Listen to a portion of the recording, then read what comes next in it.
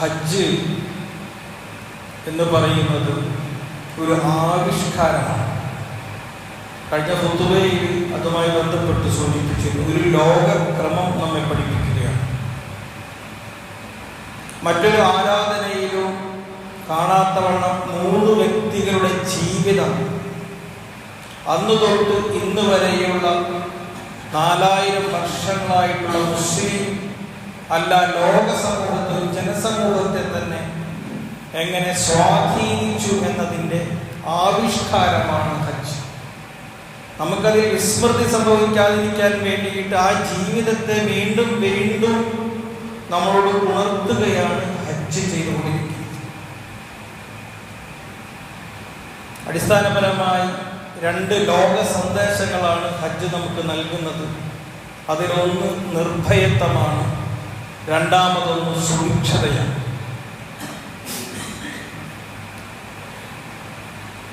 വ്യക്തി, കുടുംബം, സമൂഹം അതൊരു ലോകക്രമമായിട്ട് വികസിച്ചു വരിക.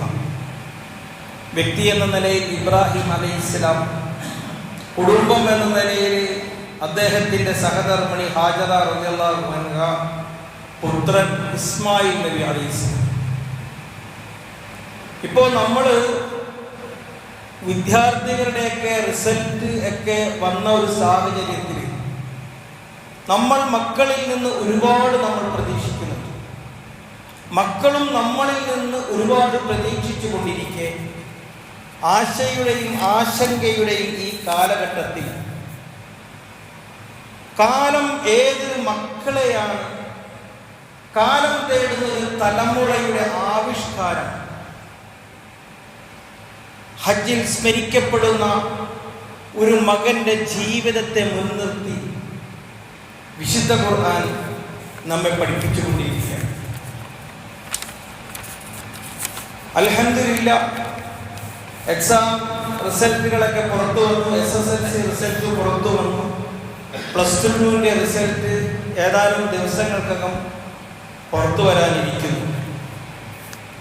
എല്ലാ മക്കളെയും, വിജയിച്ച എല്ലാ മക്കളെയും അഭിനന്ദിക്കുവാൻ ഈ സന്ദർഭം ഉപയോഗപ്പെടുത്തുകയാണ്. ഉന്നത നിലവാരത്തിലെത്താനും ദീനിനും കുടുംബത്തിനും സമൂഹത്തിനും ഉപകാരപ്പെടുന്ന വിജ്ഞാനങ്ങൾ കരസ്ഥമാക്കിക്കൊണ്ട് നല്ല മാർഗത്തിൽ അത് ഉപയോഗപ്പെടുത്തി നമുക്കെല്ലാവർക്കും സമൂഹത്തിന് ഉപകാരപ്പെടുമാറാകട്ടെ എന്ന് പ്രാർത്ഥിക്കുന്നു. അള്ളാഹു അവരെ അതിനെ അനുഗ്രഹിക്കുമാറാകട്ടെ. മാർക്ക് കുറഞ്ഞുപോയി എന്ന് വെച്ചുകൊണ്ട് നമ്മൾ ആരെയും മാറ്റി നിർത്തേണ്ടതില്ല. കഴിഞ്ഞ ദിവസം സോഷ്യൽ മീഡിയയിൽ കണ്ടല്ലോ, പരീക്ഷയിൽ തോറ്റുപോയ മകനെ വിളിച്ചിരുത്തിയിട്ട് മാതാപിതാക്കൾ കേക്ക് മുറിച്ചിട്ട് സാരമില്ല എന്ന് പറഞ്ഞ് ആശ്വസിപ്പിച്ചുകൊണ്ട് അവനെയും ഒന്ന് ചേർത്ത് പിടിക്കുന്ന ഒരു ചിത്രം വളരെ ഹൃദയാനന്ദകരമായിട്ട് തോന്നി. ഈ തോറ്റുപോയി എന്ന് പറഞ്ഞാൽ അത് വലിയ ഒരു അപരാധമൊന്നുമല്ല. തോറ്റുപോയത് കൊണ്ട് മാത്രം ജീവിതത്തിൽ വിജയിച്ചവരെ നമുക്ക് ധാരാളം കഴിയും. ഒരുപാട് നമുക്ക് കാണാൻ കഴിയും. പല മേഖലകളിൽ, ഒരു മേഖലയിൽ അല്ലെങ്കിൽ മറ്റൊരു മേഖലയിലൂടെ അവരുടെ കഴിവുകൾ ഉപയോഗപ്പെടുത്തിക്കൊണ്ട് ജീവിതത്തിൽ അവർ വിജയിച്ചതായിട്ട് നമുക്ക് കാണാൻ കഴിയും. തോൽക്കാൻ ആരെയും അനുവദിക്കുകയില്ല എന്ന ഒരു വിദ്യാഭ്യാസ സമ്പ്രദായമാണ് ദൗർഭാഗ്യവശാൽ ഇവിടെ നിലനിൽക്കുന്നത്. പക്ഷെ തോറ്റത് കൊണ്ട് ആരും തന്നെ പരാജയപ്പെട്ടു പോയിട്ടില്ല. അവർക്ക് അത് വിജയിക്കാനുള്ള മറ്റൊരു അവസരം ഒരുക്കി കൊടുക്കുകയാണ് ചെയ്യുന്നത്. ഈ വിജയങ്ങളൊക്കെ തന്നെ അടിസ്ഥാനപരമായിട്ട് നമ്മുടെ ജീവിതത്തിന്റെ വിഗതികളെ, ജീവിതത്തിന്റെ വിജയ പരാജയങ്ങളെ നിർണ്ണയിക്കാറുണ്ട്. ഈ പരീക്ഷാ കാലഘട്ടത്തിലെ ചോദ്യങ്ങൾ തന്നെ വലിയൊരു പരീക്ഷണമായിട്ടാണ് വരാറ്. ചിലപ്പോൾ വിഷയവുമായിട്ട് തന്നെ ഒരു ബന്ധവും ഇല്ലാത്ത ചില ചോദ്യങ്ങളായിരിക്കും. പ്രത്യേകിച്ച് PSC ഒക്കെ എക്സാം എഴുതുന്ന, ഏത് വിഷയത്തിലാണോ എഴുതുന്നത് അതുമായിട്ടൊന്നും ബന്ധമില്ലാത്ത ചോദ്യങ്ങളാണ് ചോദിക്കുന്നത്. നീറ്റ് എക്സാം, മെഡിസിനുമായി ബന്ധപ്പെട്ട് പഠിക്കുന്ന കുട്ടിക്ക് അതുമായി യാതൊരു ബന്ധവുമില്ലാത്ത ചോദ്യങ്ങളായിരിക്കും ചോദിക്കുന്നത്. ചിലപ്പോൾ കാർഷിക വേറെ എന്തെങ്കിലും മേഖലകളെ കുറിച്ചിട്ടോ എന്തെങ്കിലും ഊണ് കൃഷിയെ കുറിച്ചിട്ടോ അങ്ങനെയൊക്കെ ആയിരിക്കും ചില ചോദ്യങ്ങൾ വരിക. ജീവിതം എന്ന് പറയുന്നത് ഇങ്ങനെയാണ്. നമ്മൾ പ്രതീക്ഷിക്കാത്ത ഒരുപാട് ചോദ്യങ്ങളെ, പരീക്ഷണങ്ങളെ അഭിമുഖീകരിച്ചു കൊണ്ടുവരുമ്പോൾ അവിടെ നമുക്ക് എങ്ങനെ ജീവിതത്തെ മുന്നോട്ട് വിജയിപ്പിക്കാൻ, ഈ റിസൾട്ട് പോലും, ഈ അക്കാഡമിക് റിസൾട്ട് പോലും നമ്മുടെ ജീവിതത്തിൻ്റെ വിവിധങ്ങളായ പരീക്ഷണ ഘട്ടങ്ങളുടെ ഒന്നു മാത്രമാണ് ഇപ്പോൾ കാണുന്ന ഈ അക്കാഡമിക് റിസൾട്ടുകൾ മാത്രം. അത് മാത്രമാണ് വലുത് എന്ന് പറഞ്ഞുകൊണ്ട് അതിനപ്പുറത്തേക്ക് എല്ലാം മാറ്റി വെച്ചുകൊണ്ട് ചിലവരെയൊക്കെ കണ്ടില്ല, എക്സാം, ഈ നീറ്റ് എക്സാമൊക്കെ ആകുമ്പോൾ രക്ഷിതാക്കൾ കടന്നിട്ട് ഇങ്ങനെ അങ്ങോട്ട് ബേജാറ് വെപ്രാളപ്പെട്ടിട്ട്, നല്ല ഈമാനും തഖ്വയും സ്വബറൊക്കെ പറയുന്നവരൊക്കെ തന്നെയാണ്, പക്ഷെ ആകെ അങ്ങോട്ട് അസ്വസ്ഥപ്പെട്ടു പോകുന്ന ഒരു അവസ്ഥയൊക്കെ കാണാറുണ്ട്.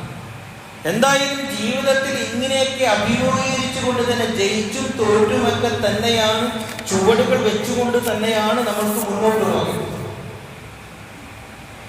ജീവിതത്തിൽ ഒരിക്കലും പ്രതീക്ഷിക്കാത്ത എത്രയെത്ര അനുഭവങ്ങളിലൂടെ ലോകത്തെ ഒരു വലിയ സാംസ്കാരികമായ സ്മൃതി, നാഗരികത സൃഷ്ടിച്ച ഒരു കുടുംബ മാതൃക ഹസ്രത്ത് ഇബ്രാഹിം നബി അലൈഹിസ്സലാമയുടെ പിതാവായ ഹസ്രത്ത് ഇബ്രാഹിമിനെ മുമ്പിൽ വെച്ചുകൊണ്ട് ആ പിതാവിന് പൂർണ്ണമായും പിന്തുണ നൽകുന്ന മകൻ.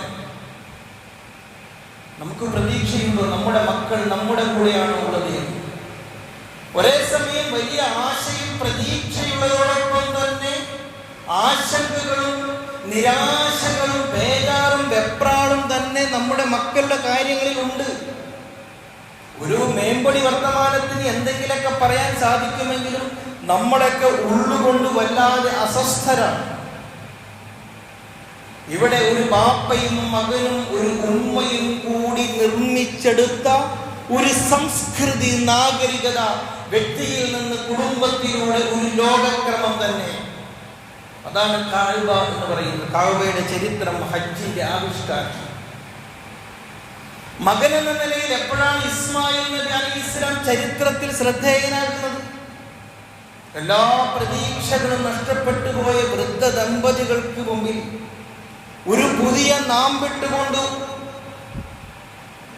ഹസ്രത്ത് ഇസ്മായിൽ നബി അലൈഹിസ്സലാം ജനിക്കുന്നത് ഒരു കാലഘട്ടത്തിന്റെ, ഒരു നൂറ്റാണ്ടിന്റെ ചരിത്രമാണ് വ്യക്തമാക്കുന്നത്. ഒരു നൂറ്റാണ്ടിന് ശേഷമാണ്, 90-95 വയസ്സ് പ്രായത്തിലാണ് ഹസ്രത്ത് ഇബ്രാഹിം നബി അലൈഹിസ്സലാമിന് ഇസ്മായിൽ നബി അലൈഹിസ്സലാം, കാലം കാത്തിരുന്ന മകൻ, ലോകത്തെ എങ്ങനെ സംസ്കൃതിയിലാക്കാം, ലോകത്ത് എങ്ങനെ വിജയിച്ച് കാണിക്കാമെന്ന് കാലം കാത്തിരുന്ന ഒരു മകനെ നൂറ്റാണ്ട് കൊണ്ടാണ് ഇസ്ലാം സൃഷ്ടിച്ചെടുത്തത്. ഒരു നൂറ്റാണ്ട് കൊണ്ടാണ് ഇസ്ലാം പിറവി നൽകിയത് എന്ന് നമ്മൾ ഓർക്കണം.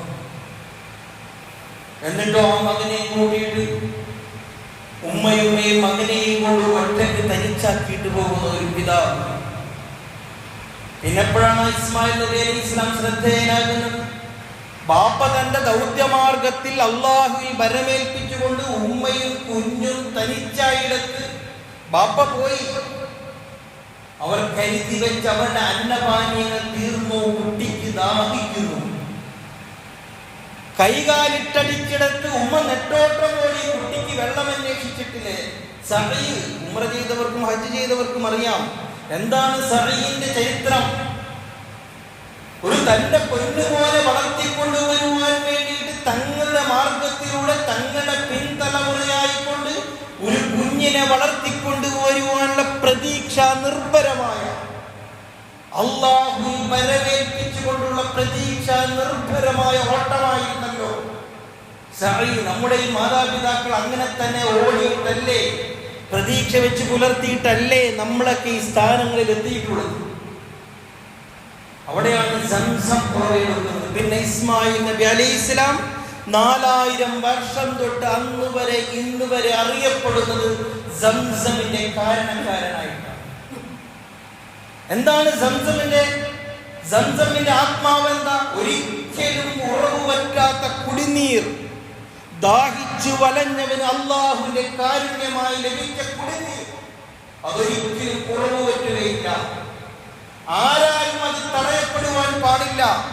ഒരു മകന്റെ ജീവിതത്തിലൂടെ ദാഹിക്കുന്നവന്, വിശക്കുന്നവന് വെള്ളമായി സംസം പൊട്ടിയൊലിച്ചുവെങ്കിൽ നമ്മുടെ മക്കൾക്കറിയുമോ ഇത്? ദാഹിക്കുന്നവന് കൊടുക്കാനുള്ളതാണ് വെള്ളമെന്ന്. H2O അത് വെള്ളം ഉണ്ടാകാൻ കാരണമെന്ന് പഠിച്ച നമ്മുടെ മക്കൾ അത് ദാഹിക്കുന്നവന് കൊടുക്കേണ്ടതാണ് എന്ന് നമ്മൾ പഠിച്ചില്ല. നമ്മൾ നമ്മുടെ മക്കളെ വളർത്തി വളരെ എന്താണ് ഇന്റലിജൻസ് കോഷ്യൻസ്, വളരെ അതിൻ്റെ ആ ഒരു ശാസ്ത്ര സാങ്കേതികമായ എല്ലാ ബോധങ്ങളും നൽകിക്കൊണ്ട് നമ്മൾ നമ്മുടെ മക്കളെ വളർത്തി. പക്ഷേ അവരൊരു ഇമോഷണൽ, ഒരു വൈകാരിക പ്രക്രിയയുണ്ടല്ലോ, അത് നൽകുന്നിടത്ത് നമ്മൾ പരാജയപ്പെട്ടു പോയി. അവരെ ചേർത്ത് പിടിക്കാൻ, അവരുടെ തലയിലൊന്ന് തലോടാൻ, നെഞ്ചത്തൊന്ന് കൈവക്കാൻ, ഒരു ടച്ചിങ്. മാതാപിതാക്കളും ഈ തിരക്ക് പിടിച്ച് ഈ ഭൗതിക ജീവിത യാഥാർത്ഥ്യത്തിൽ, മൊബൈലുകളുടെ അതിപ്രസരത്തിൽ അല്ലേ. ഇന്നലെ ഒരു സുഹൃത്ത് ഫോണിൽ വിളിക്കുമ്പോൾ സാന്ദർഭികമായി ഞാൻ ഓർമ്മപ്പെടുത്തുക, നമ്മുടെ ഒരു അവസ്ഥ പറയുകയാണ്. ഞാൻ ഇങ്ങോട്ട് വരാൻ ഒരുങ്ങി നിൽക്കുന്നതിനിടയിൽ ഒരു സുഹൃത്ത് വിളിച്ചു, പുറപ്പെട്ടോ? ഇല്ല, തൊട്ടപ്പുറത്തുള്ള എൻ്റെ ബന്ധുവിൻ്റെ വീട്ടിൽ അവരെ കാണാൻ സംസാരിക്കാൻ വേണ്ടി വന്നിരിക്കുകയാണെന്ന് ഞാനിങ്ങനെ പറഞ്ഞിട്ട് അല്ല. ഞാൻ മൊബൈലിലാണ്, അപ്പുറത്തെ ബന്ധു മൊബൈലിലാണ്, ബന്ധുവിൻ്റെ ഭാര്യ മൊബൈലിലാണ്, എൻ്റെ കൂടെയുള്ള ആൾ മൊബൈലിലാണ്. ഞങ്ങൾ ഒന്നിച്ചിരിക്കുന്നുണ്ട്, പക്ഷെ ഞങ്ങൾ പരസ്പരം കാണുന്നില്ല, നമ്മൾ പരസ്പരം മിണ്ടുന്നില്ല. കുടുംബത്തിന്റെ അവസ്ഥ ഇതാണ്. മക്കൾ, ബാപ്പ, ഉമ്മ പരസ്പരം കാണാത്ത പോലെ നേർക്ക് നടക്കുമ്പോഴും കാണാത്ത അവസ്ഥയിൽ വേറെ ഏതോ ഒരു മായിക ലോകത്ത് നമ്മൾ ജീവിക്കുമ്പോൾ അതിന്റെ അക്കാഡമിക്, ശാസ്ത്ര സാങ്കേതികമായ എല്ലാ ഔന്നത്യങ്ങളും നമ്മൾ കരസ്ഥമാക്കിയപ്പോഴും നമ്മൾ പരസ്പരം കാണേണ്ടവരും ഒന്നിച്ചിരിക്കേണ്ടവരും പങ്കുവെക്കേണ്ടവരുമാണ് എന്ന ഒരു ബോധം നമുക്കും നമ്മുടെ കുടുംബത്തിനും നഷ്ടപ്പെട്ടുകൊണ്ടിരിക്കുകയാണ്. ഹസ്രത്ത് ഇസ്മായിൽ നബി അലൈഹിസ്സലാം ബാപ്പ തന്റെ ദൗത്യ നിർവഹണത്തിന് പോയ ബാപ്പയുടെ അഭാവത്തിൽ ആ ഉമ്മയുടെ മടിത്തട്ടിൽ അമ്മിഞ്ഞ നുകരുകൊണ്ട് വളർന്നപ്പോൾ അവിടെ ഒരു സംസ്കാരം കൂടി ആ ഉമ്മയിൽ നിന്ന് പകർത്തുകയായിരുന്നു. ലോകം എന്നും സ്മരിക്കുന്ന ഒരു നാഗരികതയുടെ ഉപജ്ഞാതാക്കളായി ഞങ്ങൾ മാറണമെന്ന അള്ളാഹുവിന്റെ തീരുമാനത്തിനനുസൃതമായി കൊണ്ട് ഇസ്ലാമിയത്തിന്റെ തനിരൂപങ്ങൾ, ആൾരൂപങ്ങളായി ആ ഉമ്മയും ബാപ്പയും മകനും അടങ്ങുന്ന ഒരു കുടുംബ സംവിധാനത്തെ ലോകമോർക്കണമെന്നൊരു തീരുമാനം അവിടെ നടപ്പാവുകയായിരുന്നു. അങ്ങനെയാണ് ഇസ്മായിൽ നബി അലൈഹിസ്സലാം വളർന്നത്. അവിടെ വീണ്ടും പരീക്ഷണങ്ങൾ, ജീവിതത്തിന്റെ വ്യത്യസ്തമായ ചോദ്യങ്ങൾ. നീ എന്തിന് ജീവിക്കുന്നു? നീ ആർക്ക് വേണ്ടി ജീവിക്കുന്നു? നിനക്ക് വേണ്ടിയിട്ടാണോ? അടുത്ത ചോദ്യം, ഫലമ്മാ ബലഅ മഅഹു സഅയ യാ ബുനയ ഇന്നി അറാ ഫിൽ മനാം അന്നി അസ്ബഹു. മകനെ, ഞാൻ വലിയ ഉത്തരവാദിത്തമുള്ള പ്രവാചകനാണല്ലോ, ഞാൻ എന്റെ വഴിക്ക് അങ്ങനെ പോകട്ടെ, നീ നിന്റെ താല്പര്യത്തിനനുസരിച്ച് അങ്ങനെ പോയിക്കോളൂ. അങ്ങനെ തന്നെയല്ലേ നമ്മുടെ വീടുകളിൽ പാപ്പ വലിയ ഇസ്ലാമും ദീനും സംവിധാനങ്ങളും ഒക്കെയായി വലിയ ശ്രദ്ധയാണ് ഇസ്ലാമികമായ നിഷ്ഠകൾ പാലിക്കുന്നിടത്ത്. മകനോ വേറെ വഴിക്ക്, ഉമ്മയോ വേറെ വഴിക്ക്. അങ്ങനെയാണ് തലമറച്ച് തൊട്ടുവെച്ച് നിസ്കരിക്കുന്ന പ്രസിഡന്റിന്റെ ഭാര്യ തലമറക്കാതെ ഇസ്ലാമിയത്തില്ലാതെ വേറെ വഴികളിലൂടെ നടക്കുന്നത്. വലിയ ആത്മീയ പുരുഷന്റെ മക്കൾ വേറെ വഴിതെറ്റി പോകുന്നത്. ബാപ്പയും മക്കളും അടങ്ങുന്ന ഒരു കുടുംബ സംവിധാനത്തിന്റെ മാതൃക സൃഷ്ടിക്കുന്നിടത്ത് നമ്മൾ പരാജയപ്പെട്ടു പോയി. എന്താണ് നിങ്ങളുടെ അഭിപ്രായം? നമ്മളിപ്പോൾ റിസൾട്ട് വന്നല്ലോ. അഭിരുചികൾ നമ്മൾ എങ്ങനെയാണ് കൂട്ടിയോജിപ്പിക്കുന്നത്? ആരുടെ ഇഷ്ടത്തിനാണ്, ആരുടെ താല്പര്യം, ആരുടെ തെരഞ്ഞെടുപ്പാണ് നമ്മുടെ വീടുകളിൽ നടക്കുന്നത്?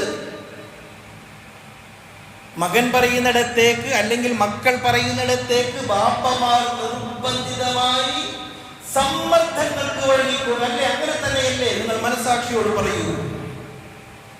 നമ്മുടെ മക്കളുടെ ജീവിത രീതികളിൽ നമ്മൾ അനുവാദം നൽകാൻ ഉള്ള നമ്മുടെ അനുവാദങ്ങളിൽ നമ്മൾ പ്രയാസപ്പെടുന്നില്ലേ, സമ്മർദ്ദപ്പെടുന്നില്ലേ? ബാപ്പ ചോദിച്ചു മകനോട്, മകനെ, നമ്മൾ അള്ളാഹുവിന്റെ മാർഗത്തിലാണല്ലോ, ഞാൻ അള്ളാഹുവിന്റെ പ്രവാചകനാണല്ലോ, ഞാൻ ഇതുവരെ എൻ്റെ ജീവിതത്തിൽ അള്ളാഹുവിന് സമർപ്പിതനാണ് എന്ന് ആ പരീക്ഷണത്തിൽ വിജയിച്ചു കൊണ്ടിരിക്കെ അടുത്ത ചോദ്യം നിന്നെ അറുക്കണമെന്നാണ് എന്നോട് അള്ളാഹു കൽപ്പിക്കുന്നത്. എന്താണ് നിന്റെ തീരുമാനം? ഫൻദുർ മാദാ തറ. ബാപ്പ പോയി പണി നോക്കുന്നില്ല. നമ്മൾ എന്താണ് ബാപ്പയെ പറയുന്നത്? ബാപ്പയും ബാപ്പാടെ പടച്ചോറുമായിരിക്കും. എനിക്ക് വക പരിപാടിയൊന്നും പറ്റില്ല. നമ്മൾ തന്നെ എന്തെങ്കിലുമൊക്കെ പ്രോഗ്രാമുകൾക്ക് വരെ, ഇസ്ലാമികമായ ചില പരിപാടികൾക്ക് വരെ വിളിക്കുമ്പോൾ ഇപ്പൊ എനിക്ക് സമയമൊന്നുമില്ല ബാപ്പ, നിങ്ങൾ പോയി യോഗം കൂടുകയോ പള്ളിയിലോ എന്താണ് ക്ലാസ്സോ ഖുർആൻ അതൊക്കെ, ഞാൻ എൻ്റെ ഗെറ്റ് ടുഗദർ ഉണ്ട്, എൻ്റെ കുറച്ച് ഫ്രണ്ട്സൊക്കെ വരാമെന്ന് പറഞ്ഞിട്ടുണ്ട്, ഞങ്ങളൊരു ഔട്ടിങ്ങിന് പോവുകയാണ്, ഇപ്പൊ സമയമില്ല ബാപ്പ, ഞാൻ ഫ്രീ ആണെങ്കിൽ വരാം. ഞാനിട്ട് ഫ്രീ ആകുന്ന സന്ദർഭവും ഇല്ല. അങ്ങനെ തന്നെയല്ലേ? ഇതൊന്നും ഒരു കുറ്റമെന്ന നിലയിലല്ല കേട്ടോ. നമ്മുടെ ജീവിത സംഭവങ്ങൾ ഇങ്ങനെയാണ് എന്ന് ബോധ്യപ്പെടുത്താനാണ്. ബാപ്പാനോട് എന്താണോ കൽപ്പിച്ചിട്ടുള്ളത് അതനുസരിച്ചുകൊണ്ട് ഞാനിതാ സന്നദ്ധനാണ്.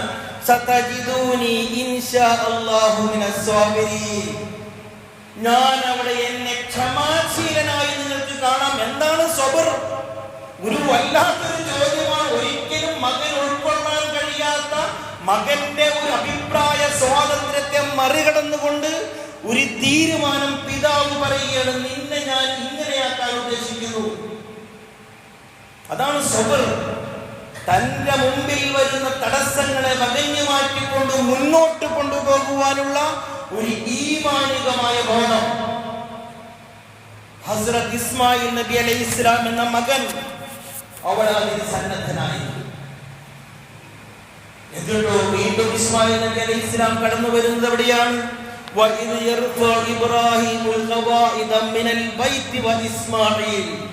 കഅബം പണിയുമ്പോൾ, കഅബം എന്നത് വെറുമൊരു പള്ളിയല്ല, വെറുമൊരു നമസ്കരിക്കാൻ അല്ലെങ്കിൽ ഒരു തവാഫ് നടത്താൻ, ഒരു സഅയ് നടത്താനുള്ള കേവലം ഒരു, അല്ലെങ്കിൽ നമുക്ക് പടിഞ്ഞാട്ട് തിരിഞ്ഞു നിൽക്കാനുള്ള കേവലം ഒരു ആരാധന കേന്ദ്രം മാത്രമല്ല കഅബം എന്ന് പറയുന്നത്. അതൊരു സംസ്കാരത്തിന്റെ, അതൊരു ജീവിതശീലത്തിന്റെ മുദ്രയായിരുന്നു. ആ മുദ്ര ആരാണ് പണിതത്? ഒരു ബാപ്പയും മകനും കൂടെ ഒരു കഅബം പണിതപ്പോൾ ലോക മുസ്ലിങ്ങൾ മുഴുക്കെ ആ ബാപ്പയും മകനും ജീവിച്ച പോലെ ജീവിക്കുവാൻ സന്നദ്ധരായി. ഈ ഒരു അടയാളപ്പെടുത്തൽ പൈതൃകങ്ങൾ, തങ്ങളുടെ പൈതൃകം ഇസ്ലാമിയ തലമുറകളിൽ നിന്ന് തലമുറകളിലേക്ക് പകർന്നു നൽകണം. മക്കളിൽ നിന്ന് നമുക്ക് ഉറപ്പുവരുത്താൻ കഴിയണം. ബാപ്പ മകൻ അല്ല, വീണ്ടും അടുത്ത തലമുറയിലേക്ക്. മക്കളിലൂടെ മാത്രം നശിച്ചു പോകുന്ന ഒന്ന് അല്ല പൈതൃകം, ഇസ്ലാമിയത്. റബ്ബനാ വജഅൽനാ മുസ്ലിമീന വമിൻ ദുർരിയ്യതിനാ ഉമ്മത്തൻ മുസ്ലിമത്തൻ ലക്. അവർ പ്രാർത്ഥിച്ചു, ഞങ്ങൾ മാത്രമല്ല ഞങ്ങളുടെ മക്കൾ കൂടി ഈ മാർഗത്തിലൂടെ ബാപ്പയെ അനുസരിക്കുന്ന, ബാപ്പയുടെ മാർഗത്തിൽ. ബാപ്പ ഏതൊരു ഇസ്ലാമിലാണോ ആ ഇസ്ലാമിയത്തിൽ അടിയുറച്ചു നിൽക്കുന്ന മകനായി ഞാൻ മാറണം. ഞങ്ങളിൽ അടുത്ത തലമുറകൾ വരണം. നമ്മൾ ഹജ്ജിനെ അനുസ്മരിക്കുമ്പോൾ, ഹസ്രത്ത് ഇബ്രാഹിം നബി അലൈഹി ഇസ്ലാമിനെ അനുസ്മരിക്കുമ്പോൾ ഒരു പിതാവ് മകനെന്ന ഇസ്മായിൽ ഹാജറ റളിയല്ലാഹു അൻഹാ, ഉമ്മ ഒരു മകനെ വളർത്തിയപ്പോൾ പിതാവിന്റെ അഭാവത്തിൽ, പലപ്പോഴും നമ്മൾ പറയാറുണ്ട് ബാപ്പ ഗൾഫിലാണ്, ഉമ്മയാണ് മക്കളെ നോക്കിയത്, വേണ്ടത്ര ശ്രദ്ധിക്കാൻ ഞാൻ പറഞ്ഞിട്ട് കേൾക്കണ്ടേ, അതുകൊണ്ട് അവൻ എങ്ങനെയായി? അല്ല, നമുക്ക് കഴിയണം. നമ്മുടെ മക്കൾ അതിന് സന്നദ്ധരാകണം. അതിനനുസൃതമായ ബോധം. നമ്മൾ ഈ വെറും അക്കാഡമിക് തലത്തിൽ ഭൗതികമായ വിജ്ഞാനങ്ങൾ വെറും ഐക്യ മാത്രം ഇങ്ങനെ കുത്തിക്കയറ്റുമ്പോൾ അവന്റെ ഭൗതികമായ വിജയത്തിന് വേണ്ടി ആവശ്യമായ ഒരു ഇന്റലിജൻസ് കോഷൻസ് ഉണ്ടല്ലോ. ശരി, H2 അവൻ പഠിച്ചു, അവൻ ആറ്റമിക് എനർജി പഠിച്ചു, പക്ഷെ നമുക്കെന്ത് ഗുണം? അവൻ H2O പഠിച്ച് വെള്ളം ഉണ്ടാകുന്നത് പഠിച്ചിട്ട് അവൻ നമുക്ക് പോലും വെള്ളം നൽകിയില്ല. അവൻ വളർന്നു വലുതായപ്പോൾ നമ്മെ വെള്ളം നൽകി സംരക്ഷിക്കേണ്ട നമ്മൾ അവർക്ക് ബാധ്യതയായി. നമ്മളെ കൊണ്ട് അവർ വൃദ്ധസദനങ്ങളിലാക്കി. അവരുടെ താല്പര്യങ്ങൾക്ക് നമ്മൾ എതിരായപ്പോൾ അവർ പഠിച്ച മെത്തേഡുകൾ ഉപയോഗിച്ചുകൊണ്ട് നമ്മളെ കൊല്ലാൻ വരെ അവർ മുതിർന്നു. അല്ലേ? അങ്ങനെയല്ലേ കാലഘട്ടം പഠിപ്പിച്ചുകൊണ്ടിരിക്കുന്നത്. സംസമിന്റെ ചിത്രം നിങ്ങൾ നമ്മുടെ APJ അബ്ദുൽ കലാമിനെ കുറിച്ച് നമ്മൾ കേട്ടിട്ടില്ലേ? അദ്ദേഹം ആ പഠിച്ച സംവിധാനം ലോകത്തിന് നൽകിയ വലിയ മഹത്തായ ഒരു വലിയ വൈജ്ഞാനികമായ സ്ഫോടനം നടത്തുന്നത് അദ്ദേഹത്തിന്റെ ആ വിജ്ഞാനം കാരണമായി എന്നുള്ളതാണ്. ലോകത്ത് തന്നെ വൈജ്ഞാനിക മേഖലയിൽ സംഭാവന നൽകിയ മുസ്ലിം പണ്ഡിതന്മാരെ കുറിച്ച് എല്ലാ വൈജ്ഞാനിക മേഖലകളിലും, അത് സയൻസ് ആയിക്കോട്ടെ, ശാസ്ത്രമായിക്കോട്ടെ, അതല്ലാത്ത മറ്റേ മെഡിക്കൽ രംഗത്തായിക്കോട്ടെ, എഞ്ചിനീയറിംഗ് മേഖലയിലായിക്കോട്ടെ, എല്ലാ മേഖലയിലും ഈ എഞ്ചിനീയർമാരൊക്കെ അവരെഴുതി വെക്കാറില്ലേ? അവരിങ്ങനെ ഒരു വീടൊക്കെ നിർമ്മിക്കുമ്പോൾ അവരുടെ ആ ഒരു ഐക്കണിന്റെ അടിയിലാണ് ഞങ്ങൾ ലോകത്തെ നിർമ്മിക്കുന്നു എന്നാണ്. ഒരു ചെറിയ വീടിന്റെ നിർമ്മാണത്തിന്റെ അടിയിൽ അവർ എഴുതി വെക്കുക ഞങ്ങൾ ലോകത്തെ നിർമ്മിക്കുന്നതാണ്. ഒരു കഅബ നിർമ്മിച്ചപ്പോൾ ലോകത്തിന്റെ ഒരു സംസ്കാരത്തെ, ഒരു ബാപ്പയും മകനും എങ്ങനെയായി ജീവിക്കണമെന്ന് ഹജ്ജിലൂടെ നമ്മെ പഠിപ്പിക്കുകയായിരുന്നു. വിശുദ്ധ ഖുർആനിൽ സൂറത്തുൽ അഹ്ഖാഫിൽ പറയുന്നുണ്ടല്ലോ, വല്ലദീന ഖാലൂ ലിവാലിദൈഹി ഉഫ്ഫിൽ ലക്കുമാ. ഈ ബാപ്പാനെ കൊണ്ട് എന്തൊരു ഇടങ്ങേറാണ്. ഈ കാര്യങ്ങളൊന്നും ഇവർക്ക് മനസ്സിലാവുന്നില്ലല്ലോ, ബാപ്പാക്ക് മനസ്സിലാവണില്ലല്ലോ. ഞാൻ പറയുന്നത് എന്തൊരു ഇടങ്ങേറാണ് അല്ലേ? ബാപ്പയാണെങ്കിലോ അമീൻ വഹുമാ യസ്തഈസാനില്ലാഹ വൈലക ആമീൻ. പടച്ചോനെ എന്ത് നെടുവീർപ്പിടുന്ന വാപ്പ മക്കൾ അസ്വസ്ഥപ്പെടുന്ന ഈ കാലഘട്ടത്തിൽ ഇബ്രാഹിം കുടുംബം നൽകുന്ന വലിയൊരു സന്ദേശം, അടിസ്ഥാനപരമായി 4 വിദ്യാഭ്യാസം നമുക്ക് നമ്മുടെ മക്കൾക്ക് ലഭിക്കണം. വിശദാംശങ്ങൾ ഒഴിവാക്കുകയാണ്. ഒന്നാമതായിട്ട് നമുക്കിവിടെ ഭൗതികമായി വിദ്യാഭ്യാസങ്ങൾ ലഭിക്കുമ്പോൾ തന്നെ അതിന്റെ മാനദണ്ഡങ്ങൾ മാറ്റണം. നമ്മളിപ്പോ SSLC കഴിഞ്ഞു, +2 കഴിഞ്ഞു, നീറ്റ് എഴുതിക്കുന്നു. എന്താണ് നമ്മുടെ ആഗ്രഹം? നമ്മുടെ മക്കൾ ഡോക്ടറും എഞ്ചിനീയറും മാത്രമായാൽ മതി എന്നാണ്. കാരണം തൊട്ടപ്പുറത്തെ വീട്ടിലെ കുട്ടി മെഡിസിൻ പഠിക്കുന്നു, തൊട്ടിപ്പുറത്തെ വീട്ടിലെ കുട്ടി എഞ്ചിനീയറിംഗിന് പഠിക്കുന്നു. അവിടെ കുട്ടിയുടെ അഭിരുചികൾ, കുട്ടിയുടെ കഴിവ്, കപ്പാസിറ്റി ഒന്നും പ്രശ്നമല്ല. നമ്മുടെ പൊങ്ങച്ചത്തിന്റെ, നമ്മുടെ ദുരഭിമാനത്തിന്റെ കാരണങ്ങളായി വിദ്യാഭ്യാസത്തെ തിരഞ്ഞെടുക്കുന്നതിലെ പരാജയം. കാശുള്ളവൻ പോയിട്ട് ഒരു യോഗ്യതയുമില്ലാത്ത സമ്പന്നൻ ഉയർന്ന വലിയ വലിയ അവന് കഴിയാത്ത മേഖലകൾ തിരഞ്ഞെടുക്കുമ്പോൾ കാശില്ലാത്ത യോഗ്യനായ വിദ്യാർത്ഥി ഔട്ടാവുകയാണ് അവിടെ നിന്ന്. കഴിഞ്ഞ ദിവസം പത്രത്തിൽ റാഗിങ്ങുമായി ബന്ധപ്പെട്ടിട്ട് നഴ്സിംഗ് വിദ്യാർത്ഥികൾ റാഗ് ചെയ്തിട്ട് കുട്ടിയെ കൊല്ലുമ്പോൾ അർഹതയില്ലാത്തവൻ കയറി വന്നതിന്റെ ദുരന്തമാണത്. അവിടെ കാരുണ്യഹസ്തങ്ങളായി മാറാൻ കഴിയുന്നില്ല. ആ ഒരു ഇമോഷണൽ ഒരവസ്ഥ, ഉദാഹരണ, സ്നേഹം, സഹവർത്തിത്വം ഒക്കെ വിദ്യാഭ്യാസത്തിലൂടെ ലഭിക്കാൻ ഉതകുന്ന വെറും ഒരു ബുദ്ധിപരമായ ശാസ്ത്രബോധത്തിനപ്പുറം തങ്ങളുടെ വികാരങ്ങളെ കൂടി ഉൾക്കൊള്ളാൻ പരസ്പരം സഹായിക്കേണ്ടവർ, പരസ്പരം സ്നേഹിക്കേണ്ടവർ, പരസ്പരം നൽകേണ്ടവർ, പരക്ഷേമത കൈക്കൊള്ളേണ്ടവർ. ഈ ഒരു സർഗാത്മകമായ ഭാവം നമ്മുടെ മക്കൾ സൃഷ്ടിച്ചുകൊണ്ടായിരിക്കണം നമ്മൾ വളർത്തുന്നത്. കേവലം ഒരു ഭൗതികമായ ഐക്യുവിൽ മാത്രം കേന്ദ്രീകരിക്കുമ്പോൾ സംഭവിക്കുന്ന അബദ്ധങ്ങളാണ്. ഇവിടെയാണ് ആത്മീയ വിദ്യാഭ്യാസങ്ങളുടെ പ്രസക്തി കടന്നു വരുന്നത്. എങ്ങനെയാണ് ഈ തിരക്കിന്റെ ഇടയിൽ ഭൗതികമായ ഒരുപാട് പഠിക്കാനുള്ളിടത്ത് വിഷയങ്ങൾ പഠിക്കാൻ സ്കൂളും കോളേജും ട്യൂഷനും അതിന്റെ അപ്പുറത്തേക്ക് വേണ്ടി മറ്റുള്ള പ്രിപ്പറേഷൻ നീറ്റ് എക്സാമിന് വേണ്ടിയിട്ട് അല്ലെങ്കിൽ മറ്റുള്ള പല കാര്യങ്ങൾക്കും വേണ്ടി ഉള്ള തയ്യാറെടുപ്പുകൾക്കിടയിൽ എങ്ങനെയാണ് ആത്മീയ വിദ്യാഭ്യാസം കരസ്ഥമാക്കുക കഴിയാതെ പോവുകയാണ്. അവിടെ കുട്ടിക്ക് ലഭിക്കേണ്ടുന്ന ഒന്ന്, അടിസ്ഥാനപരമായ ഒന്ന് ലഭിക്കാതെ വരുന്നു. നിങ്ങളോട് നോക്കിയേ, ബാപ്പ ഗൾഫിൽ നിന്ന് വരും എന്ന് കരുതി വെക്കുന്ന ഒരു മകന്റെ പ്രതീക്ഷ എന്താ? ബാപ്പ വരുമ്പോ കുറെ മിഠായി കൊണ്ടുവരും, കുറെ ടോയ്സ് കൊണ്ടുവരും, ഡ്രസ്സ് കൊണ്ടുവരും. കാരണം ബാപ്പാനെ കണ്ടിട്ടില്ല കുട്ടി. പക്ഷെ ആ കുട്ടിക്ക് ബാപ്പയെ കുറിച്ചിട്ടുള്ള നമ്മുടെ പ്രതീക്ഷകൾ വളരെ വലുതാണ്. ഈ കുട്ടിക്ക് അള്ളാഹിനെ കുറിച്ചിട്ടുള്ള കാഴ്ചപ്പാടെന്താ? നരകത്തിലിടുന്നത് അല്ലാഹു, ശിക്ഷിക്കുന്ന ഭീകരനായൊരു അല്ലാഹു, ക്രൂരനായൊരു അല്ലാഹു. കാരണം ആ കുട്ടിക്ക് അറിയില്ല, ആ കുട്ടി അത് പഠിച്ചിട്ടില്ല. അല്ലെ, കൊച്ചു മക്കളിലൊക്കെ ചെല്ലുമ്പോഴേക്കും ടിങ്കിൾ ടിങ്കിൾ ലിറ്റിൽ സ്റ്റാറും റെയിൻ റെയിൻ ഗോ റെയിൻ എന്തൊക്കെ പാട്ടാ ചെറിയ ചെറിയ 1 വയസ്സൊക്കെ ആയി വരുന്ന കുട്ടികൾ പാടുന്നു. എന്ത് വേണം? കാരണം ചെറിയ കുട്ടികൾ പ്രത്യേകം അവരുടെ ഹൃദയത്തിലേക്ക് പെട്ടെന്ന് ഉൾക്കൊള്ളാൻ, പെട്ടെന്ന് മനഃപ്പാഠമാക്കാൻ സാധിക്കും. അതുകൊണ്ടാണ് ഒരു പ്രാവശ്യം നമ്മൾ പറയുമ്പോഴേക്കും കുട്ടികളത് ഗ്രാസ്പ് ഉൾക്കൊള്ളുന്നതും അവരത് പുറത്തേക്ക് വിടുന്നതും. ഈ കുട്ടിക്ക് അറിയോ ഫാത്തിഹ, ബിസ്മിയോ? ഇപ്പൊ ചിലപ്പോഴൊക്കെ അത്യാവശ്യം ചിലരൊക്കെ വരുമ്പോൾ ഉസ്താദിനെ കാണുമ്പോൾ അസ്സലാമു അലൈക്കും പറയുന്നൊക്കെ പറഞ്ഞ് നമ്മൾ പഠിപ്പിക്കുന്നുണ്ട്.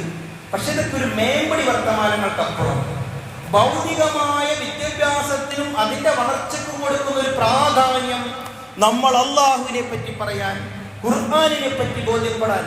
അൽഹംദുലില്ലാ, ഇവിടെ ഉണ്ടല്ലോ ഹെവൻസ് സ്കൂൾ, പരസ്യങ്ങളൊക്കെ കണ്ടിരുന്നു. 3 വയസ്സൊക്കെ ആകുമ്പോഴേക്കും ഇത്ര ജുസ് കുട്ടികൾ പഠിക്കുന്നു എന്നുള്ളതാണ്. കുട്ടികൾക്ക് കഴിയും, ഖുർആൻ എങ്ങനെ പഠിക്കും?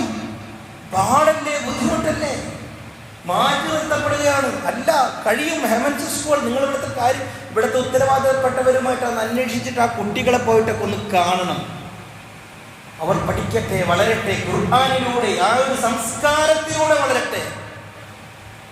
നമ്മൾ ഇതൊക്കെ തിരഞ്ഞെടുക്കുമ്പോഴും, ഭൗതികമായ കോഴ്സുകൾ തിരഞ്ഞെടുക്കുമ്പോഴും ഇസ്ലാമികമായ വിദ്യാഭ്യാസം കൂടെ ലഭിക്കാൻ ഉതകുന്ന സമ്പ്രദായങ്ങൾ ഉണ്ടെങ്കിൽ അതിന് ശ്രമിക്കണം. നമ്മൾ പലപ്പോഴും ബോധപൂർവം അവർക്ക് ഇസ്ലാമിക വിദ്യാഭ്യാസങ്ങൾ തടസ്സമാകും എന്ന് പറഞ്ഞുകൊണ്ട് മാറ്റിവെക്കുകയാണ്. അവസാനം എന്താ സംഭവിക്കുന്നത്? വെറും യാന്ത്രിക മനുഷ്യർ. രാത്രി ഉറങ്ങുന്നു, ഉണരുന്നു, ഉണർന്നെഴുന്നേറ്റാൽ ഉണരുന്നത് തന്നെ തട്ടി ബഹളം വെച്ച്, ഉമ്മ ഒച്ചയെടുത്ത് ബഹളം വെച്ച്, അതിൻ്റെ ഇടയിൽ ചോറ്, ഇതൊക്കെ ഉണ്ടല്ലോ. നിങ്ങൾക്ക് നമ്മുടെ വീട്ടിലെ സംവിധാനങ്ങളൊക്കെ നമുക്കറിയാമല്ലോ.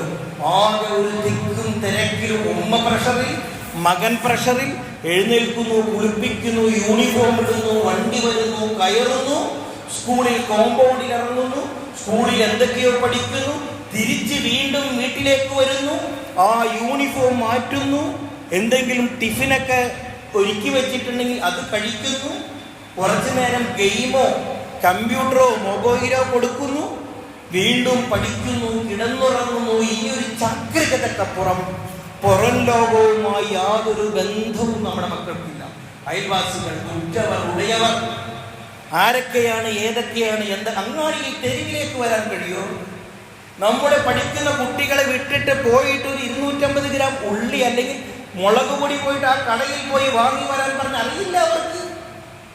അവർ പോകുന്നത് ഏതെങ്കിലും പ്രത്യേകം ഒഴിവ് സമയങ്ങൾ കണ്ടെത്തിയിട്ട് കാറിൽ തന്നെ വീട്ടിൽ നിന്ന് കയറി മുറ്റത്ത് മണ്ണിൽ തൊടാൻ പോലും നമ്മുടെ മക്കൾക്ക് അവസരമില്ല. കാറിൽ കയറുന്ന ഏതെങ്കിലും വലിയ മാളിലെ ഒരു ഹൈപ്പർ മാർക്കറ്റിൽ ചെന്നിറങ്ങുന്നു, അവിടുത്തെ വളരെ ഹൈ ബ്രാൻഡ് സാധനങ്ങൾ വാങ്ങി വീണ്ടും വരുന്നു. ഇങ്ങനെ ഒരു യാന്ത്രിക ജീവിതത്തിനപ്പുറം ഒരു പച്ചയായ മനുഷ്യൻ തെരുവിലൂടെ നടന്ന്, മത്സ്യ മാർക്കറ്റിലൂടെ നടന്ന്, പച്ചക്കറി മാർക്കറ്റിലൂടെ നടന്ന് വില ചോദിച്ചറിഞ്ഞ് കാര്യങ്ങളെ മനസ്സിലാക്കി ശരിയും തെറ്റും മനസ്സിലാക്കിക്കൊണ്ടിരിക്കുന്ന ഒരു ജീവിതമുണ്ടല്ലോ, പച്ച മനുഷ്യൻ. നമ്മുടെ മക്കൾ അങ്ങനെ വളരുന്നില്ല. അവസാനം എവിടെയാണ് തെറ്റുന്നത്? അവരുടെ ജീവിതത്തിന്റെ യാഥാർത്ഥ്യങ്ങളിലേക്ക് വരുമ്പോൾ അവർ പിശകിപ്പോകുന്നു, ബന്ധങ്ങൾ അറിയില്ല. അതുകൊണ്ട് തന്നെ മൂന്നാമതായിട്ട് നമുക്കുണ്ടാകേണ്ടത് ലൈംഗികമായ വിദ്യാഭ്യാസമാണ്. ആരാണ് ഉറ്റവർ ഉടയവർ? ഒരു അങ്കിൾ കൾച്ചർ, ആര് വന്നാലും അങ്കിൾ അല്ല. ആരാണ് അന്യൻ, ആരാണ് അടുത്തവർ, നമ്മൾ എങ്ങനെ ഇടപഴകണം, ഇത് നമുക്ക് നഷ്ടപ്പെട്ടു.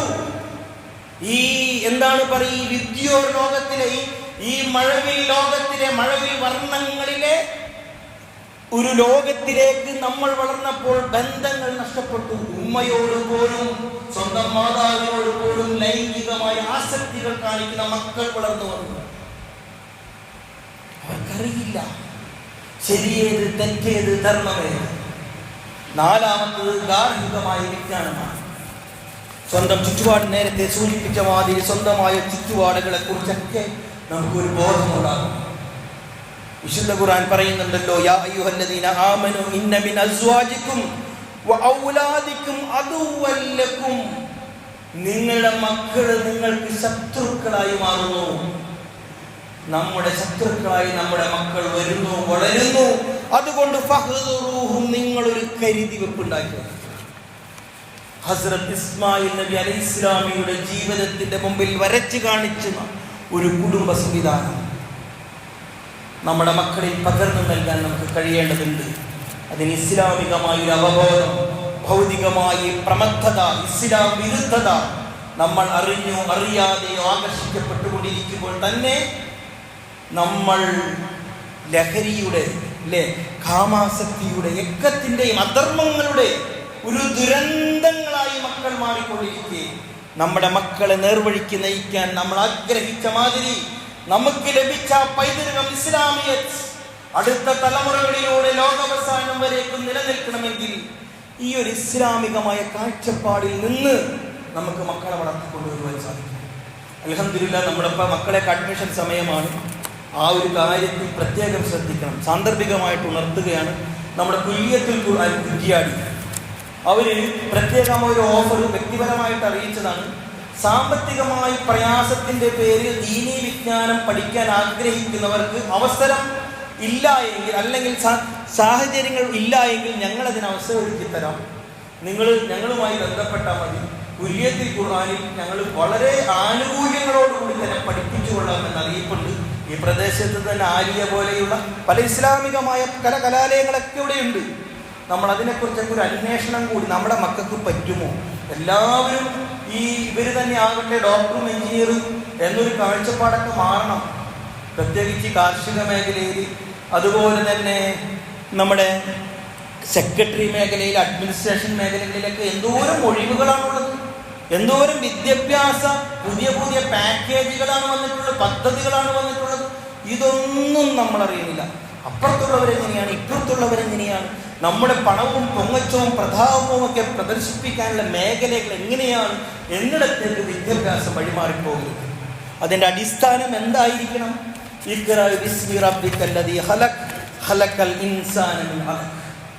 അള്ളാഹുവിന്റെ കെയർ ഓഫിൽ നിന്ന് വായന നടത്താൻ, അല്ലെങ്കിൽ